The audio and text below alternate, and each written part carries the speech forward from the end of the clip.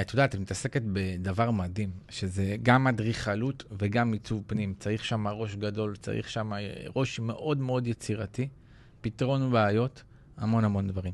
מה מייחד את השירות שלך לעומת אחרים ולעומת השוק? כן, אז קודם כל באמת שיש הכל תחת קורת גג אחת. כמו שאמרתי, אני כבר כעשור ככה עוברת ממקום למקום, לומדת, מתנסה, וכשאתה אדריכל במשרדי אדריכלים אתה לומד המון, יש לך ככה את הפרויקטים שלך, שאתה מנהל אותם מול הרפרנטים בעירייה, ומול היזם, ומול האנשי מקצוע, והקונסטרוקציה, והאינסטלציה, וכל הגורמים.